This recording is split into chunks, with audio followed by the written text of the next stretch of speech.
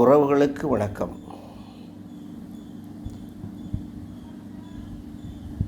ஐநா சபை ஒரு அறிவிப்பு வெளியிட்டிருக்கிறாங்க. பசிபிக் பெருங்கடல், அதாவது அந்த கடல் சூடாகுது. சூடாகும்போது வெப்பமாகுது. எல்லாமே வேர்ல்டு ஃபுல்லாக, அதாவது யூரோப் கண்ட்ரி எல்லாம் தாரெல்லாம் உருகுதுங்க.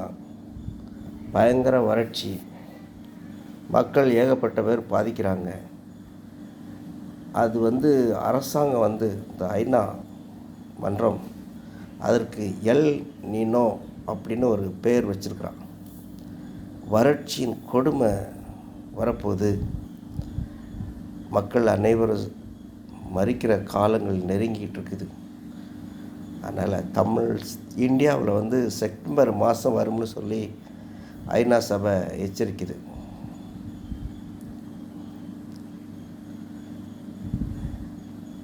%50 உலகத்தில் 250 கோடி பேர்னா அதில் 150 கோடி பேர் இறந்துருவான்.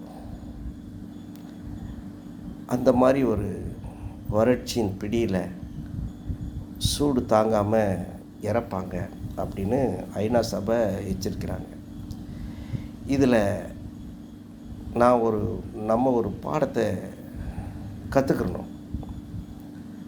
அரசாங்கம் வீட்டுக்கு ஒரு மரம் வளர்ப்போம் அப்படின்னு ஒரு 10 வருஷத்துக்கு முன்னாடி இந்த பஸ்ஸில் எழுதியிருப்பாங்க, வீட்டுக்கு ஒரு மரம் வளர்ப்போம்.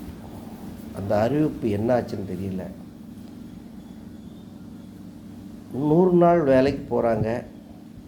இந்தியாவில் இருக்கிற, உலகத்திலே இந்தியாவில் தான் ஜனத்தொகை அதிகம்.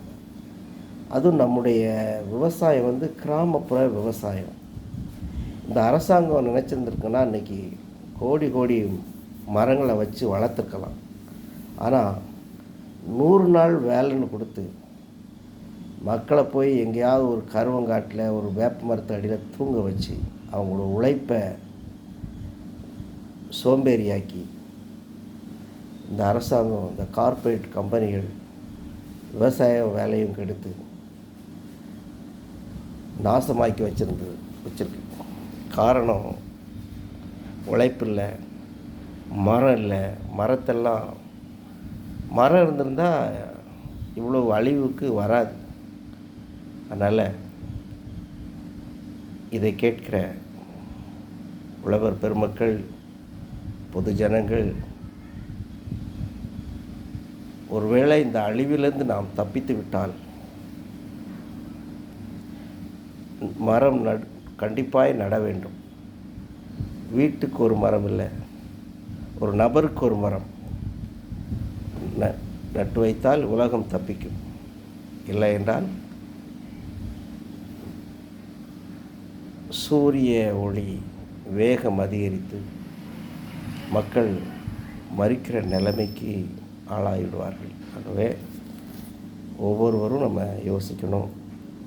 அரசாங்கத்தினுடைய அதிகாரிகள், மாவட்ட கலெக்டர்கள், பஞ்சாயத்து தலைவர்கள் எல்லாரும் சேர்ந்து, வட்டாட்சியாளர், தாசில்தார் எல்லாரும் சேர்ந்து மரத்தை வளர்க்குறதுக்கு நம்ம ஆயத்தமாவோம். இருக்கிற எந்தெந்த இடங்கள் காலியாக இருக்கோ அந்த இடத்துலெல்லாம் மரங்கள் வைக்க வேண்டும். இந்த கருவலை செடிகளை அகற்றிவிட்டு மரங்கள் நட வேண்டும். அப்பொழுதுதான் பூமி குளிர்ச்சியாகும். இல்லை என்றால் பூமி வெப்பமாகி வெகு விரைவில் 2030 தாங்க முடியாத சூடு, வெயில், வெப்பநிலை கூடும் என்று அறிஞர்கள் எச்சரித்து கொண்டிருக்கிறார்கள். ஆகவே நாம் கவனமாயிருப்போம். தண்ணீர்களை வீணாக்காதபடி நீரை பாதுகாப்போம். இயற்கையுடைய சூழ்நிலை மாறி போய்விட்டது. இப்பொழுது காற்றடித்து கொண்டிருக்கிறது. தமிழ்நாட்டின் தென்காசி பக்கம் காற்று தான் அடிக்கி, மழை பெய்யுது. இதெல்லாம் நமக்கு இந்த நாட்கள் கிடையாது. காலம் அப்படியே மாறிக்கொண்டே இருக்கிறது. செப்டம்பரில் வறட்சியை நோக்கி நாம் செப்டம்பர் மாதம் தமிழ்நாட்டுடைய மழை காலம். அப்பொழுது வறட்சி என்றால் இது நமக்கு கிட்டத்தட்ட ஒரு 50 வருஷத்துக்கு முன்னாடி இருக்கிற பஞ்சங்கள் வரும். ஆகவே ஒவ்வொருவரும் சிந்தித்து நம்முடைய இயற்கை வளங்களை பாதுகாப்போம், மரங்களை நடுவோம், நீரை சேமிப்போம். நன்றி, வணக்கம். ஞானராஜ்.